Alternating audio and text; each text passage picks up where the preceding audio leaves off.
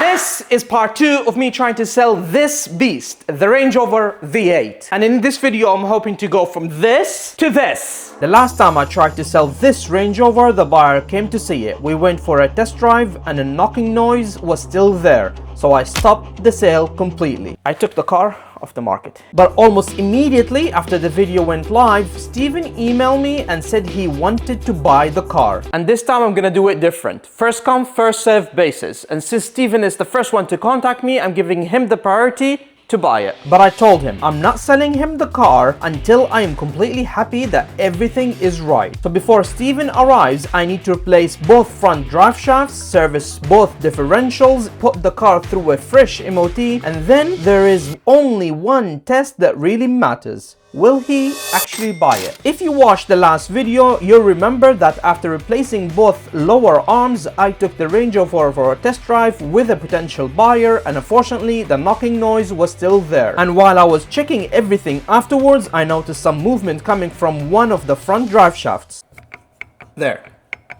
You hear that? I think we have a problem here. At the time, I had already had a very long week, so instead of rushing the job, I ordered the part and decided to come back to it properly. So I'm going to start with the passenger side. With the wheel out of the way, the first thing I need to do is get the drive shaft free from the hub. And of course, we're back to this huge 36mm nut again. Luckily, after what happened with the suspension arms last time, I already know exactly what I'm dealing with. Once everything is disconnected, I can start working the drive shaft out of the hub. And this is one of those jobs where it looked very simple when you're watching it back, but when you are underneath the car fighting with it, it is completely different story. Eventually the passenger side drive shaft is out.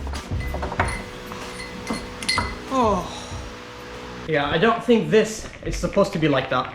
Can you hear that? And now it's locked.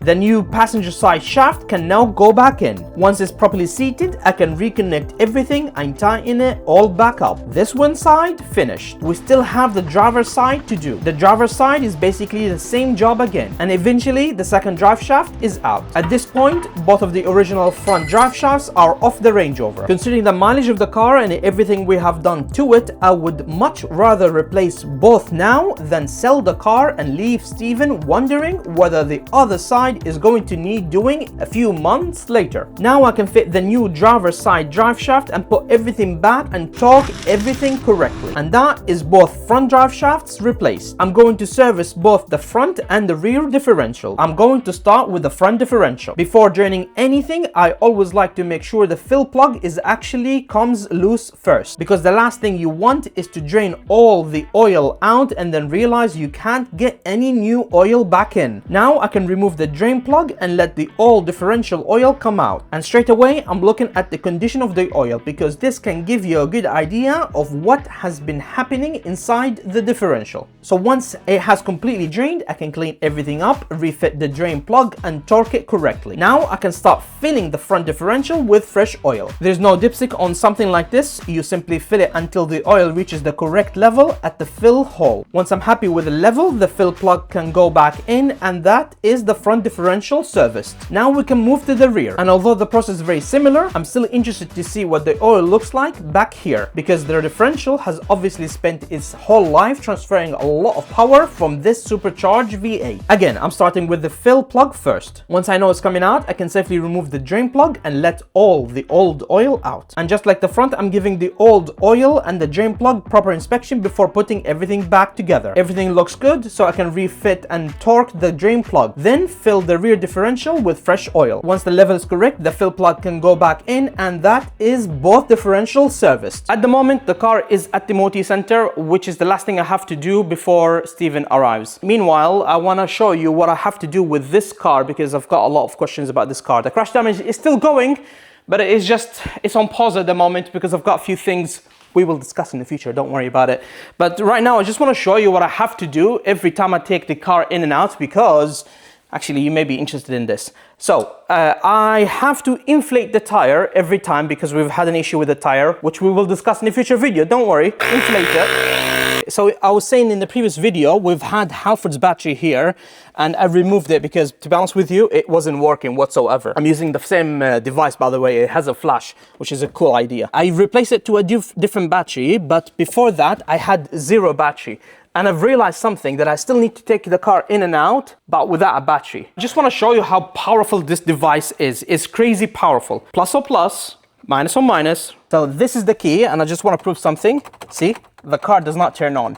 Now, in a normal situation, if you have a complete dead battery, it doesn't matter what a charger or portable jump starter you use, it will never ever turn on the car, I promise you, because they always say you have to have at least like 10 voltage or something in the battery, or like the battery is all right. But right now, we do not have a battery connected to anything. And this is just another confirmation that the battery is fully disconnected. Can you see? And then I'm gonna click on boost. See? And the car doesn't have even a battery. So I'm just gonna go inside. 5-liter V8 supercharged engine. That's crazy if it turns on. You ready? Here you go. No battery. There is no battery in the car, and I managed to turn it on. That is crazy stuff. I have inflated the tire, turned on a 5-liter V8 supercharged engine that does not even have a battery.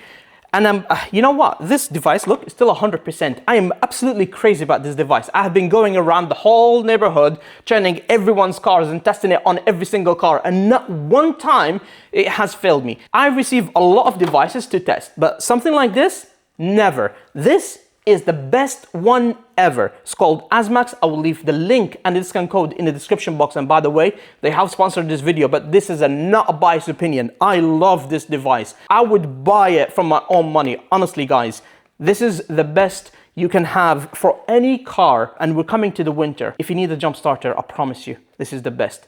Anyway, let's go check on the car and see if it passed the MOT. And thankfully, the Range Rover passed. That means Steven is going to get the car with a fresh 12 months MOT, which is exactly what I wanted. But I am still not finished yet. Before he comes to see the car, I want to give it one final proper clean, protect the paint, and make sure it looks as good as it possibly can for its new owner.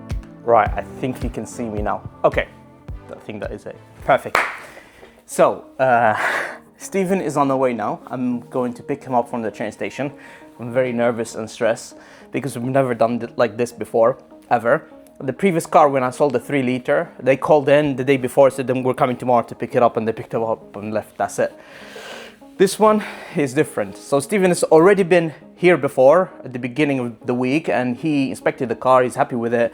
But obviously he's asked for additional things to be done, and he's paying for it. So he's paying above the asking price in order for us to get these things done.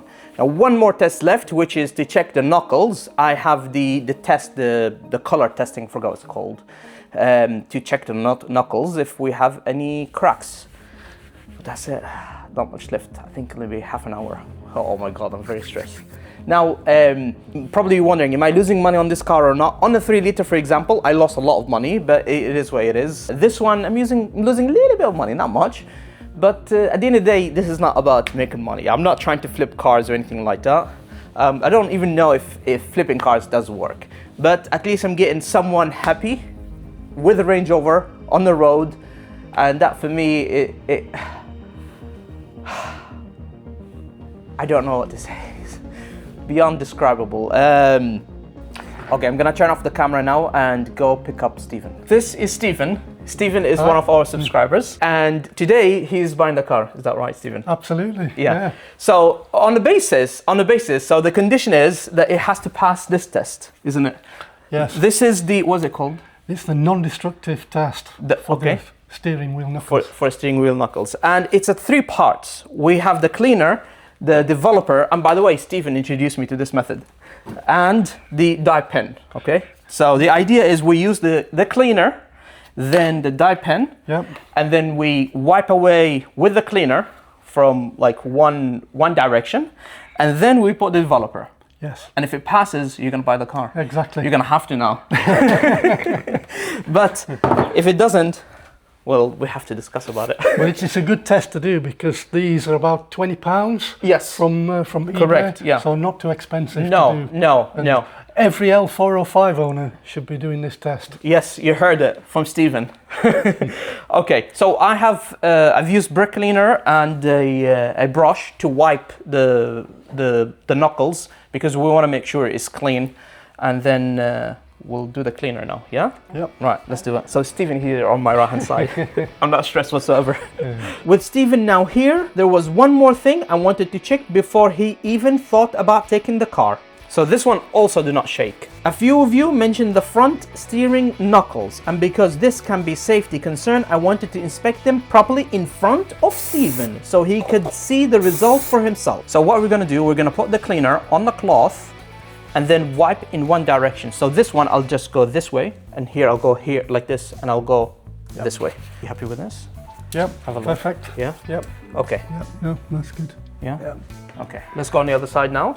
Quite good how it leaves a nice sheen so you can see when you've wiped it away. Yeah. Stephen watched multiple videos and he knows exactly what's going to happen next. Explain to us. Yeah, so after 15 minutes, we'll put the developer on. Yeah. And then if there are any hairline cracks, then you'll see them on the actual knuckle itself. On the actual knuckle. Yeah. But you were saying to me that only the earlier cars had this problem, had a recall. Yes, some 14 and 15 model years, but not all VIN numbers. Right, okay. But it seems that quite a few cars outside of the initial VIN range that didn't have the recall are experiencing this problem. Right. And in the US, they're now recalling, I think, 120,000 L405s and the equivalent Range Rover Sport. Right. So maybe if you are an L405 owner, go out, put your car on an off-road height, grab these from eBay, £20 and do it. It's worth doing it. This is the Powell product. Yes. Yeah. And apparently this is a really good product. Yeah. So we're about to find out in 15 minutes if Stephen is going to buy the car or not. Okay, like that. Yeah. And it's foaming. Let's go on the other side. And now we wait 10 minutes. Okay, so now we're going to discover if Stephen's going to buy the car or not. Suspense. Suspense. Right, are you ready, Stephen? Yep. Okay, so we'll check this knuckle, if it's good or not. Actually, you check and you tell me. Okay. Oh, should I check first? I'll check first. I'll check. Oh no, Stephen. Okay, we'll see. You're going to have to buy the car now. You're going to have to buy it. Well, let What me do you see think? This, yeah. Let me see around this side. Yeah. Yeah. What do you think? Good. Yeah. What do you think? Looking good. Yeah, there you go. That's, yeah, you're happy with the side? Yeah, 50% success. 50%. Oh yeah, no. Actually, I forgot about the second one. I was so stressed, I forgot. But actually, let's show the audience. Basically, can you see here we don't see any cracks? You see here it's all white and there's no red inside? Yeah. Yeah, that's the difference. How long have I kept the car, Alex? About 10 months. Okay, we'll know now if we're about to sell it or not. Yeah, it's looking good. Yeah? Looking good. Yeah? Yeah. Passed? Looking good. We passed the test. Yeah. We passed the test. Okay. Yeah. Super. Actually, there is one more test, isn't it? It's to drive it. Well, yes, yeah. It's True. to drive it, yeah. Yeah. The most important test. The most important test, any buyer, is to drive the car. Yeah. So, are you happy with everything we've done today? Perfect. Perfect. Yeah. And you're happy everything we've done for the past week? Obviously, we've completed all the arms and the oil replacement for the differentials and everything like that. Yep, 100%. So the only thing left really is to test it, yes? Yep, let's do that. Okay, let's go on a road test. With that out of the way, there was really one thing left to do. Stephen needed to drive the Range Rover himself and decide whether he was actually happy enough to take it home. Right, Stephen, what do you think of the drive? Absolutely splendid. You liked it, yeah? Perfect. Okay, Yeah. so we've obviously already done the logbook, and Stephen transferred the money. So, Stephen, Most important thing. congratulations. Thank You're you the very new much. owner of this 5 liter. Thank you very much. No, I really appreciate it. thank you Look very after much. it. And in front of the camera, okay? You have to look after it. I Okay? definitely will. Let's see if we can get this beast home then. Yes. And just like that, after everything we have been through with this Range Rover, it is finally sold. It feels strange thinking back to the first day I bought this car. This is my new Range Rover. At the time, I had no idea just how much work it was going to need. We ended up taking the entire engine apart, rebuilding it, fixing problem after problem. Extinguisher! And somehow turning it back into a Range Rover I could actually trust. And now is going to someone who actually been watching the journey from the channel.